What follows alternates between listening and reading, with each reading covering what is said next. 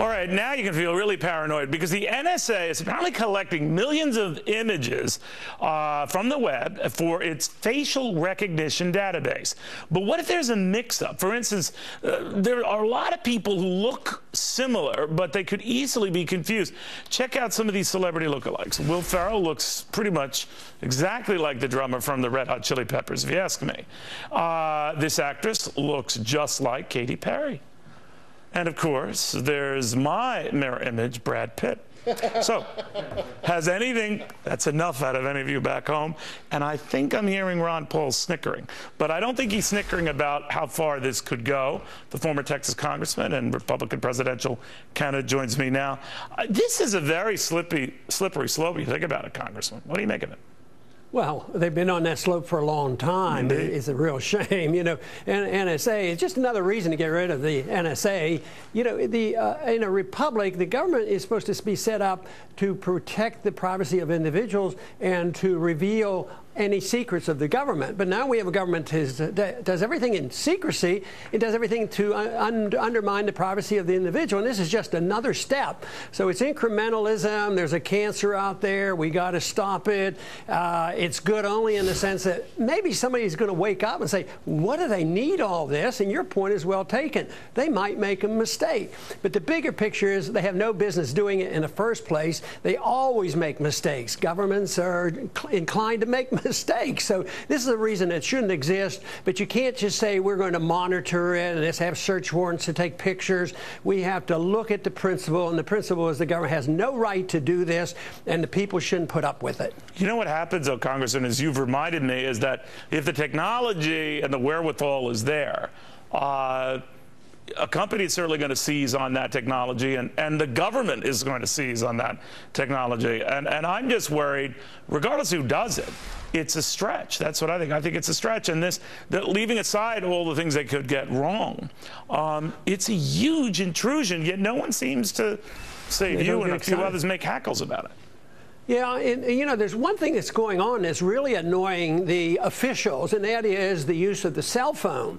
And this is positive as far as I'm concerned. I mean, we do reveal some of the abuses out there with law enforcement agencies, and we should be able to. We should have license to take pictures of the police brutality and get that information out. But guess what? They're really cracking down. I mean, now you hear stories about, oh, I took out my cell phone to take pictures of this, and they came down very, very hard on them. They don't want us to know what's happening, and that is the issue. But really, the resistance comes from the fact that the American people aren't outraged enough. There's just a few of us, but one of these days they will become outraged enough to make sure that it stops. That's what usually happens. Two things: either the people become outraged with some of these programs, or the country goes so broke that they can't do it. You know, they can't afford it anymore. That's certainly what happens in foreign policy and all these agencies of government and government medical care and these kind of things. Usually they run out of money and the bureaucracy gets too big,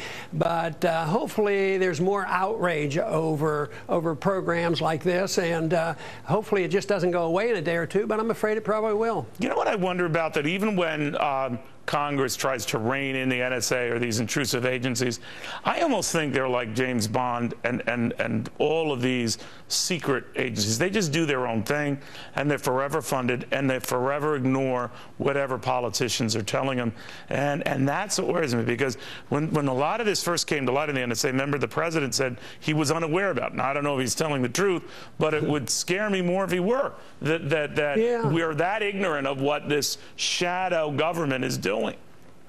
And also, we haven't gotten a whole lot from the help from the courts. I mean, just recently, the Supreme Court refused to hear this contest about National Defense Authorization Acts on these arrests, and they let this stand. And that is a big issue, you know, about illegal arrests and secret prisons and tortures and assassination. But the courts don't seem to be on our side.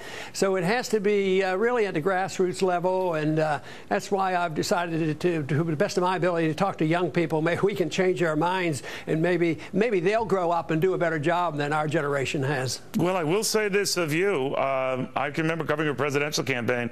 You'd be talking to young people about money supply and money velocity, and they'd be ripping and roaring like it was like a Lady Gaga concert.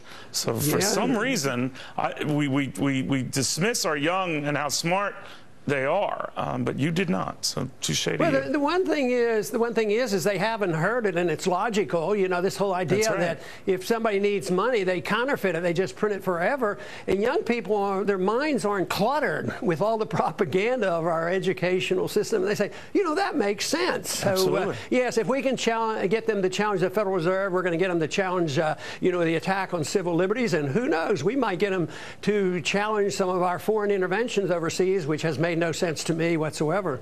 Well, you've been consistent, and again, you wow that crowd. It's always a pleasure, Congressman. Thank you very, very much. Thank you, Neil. All right.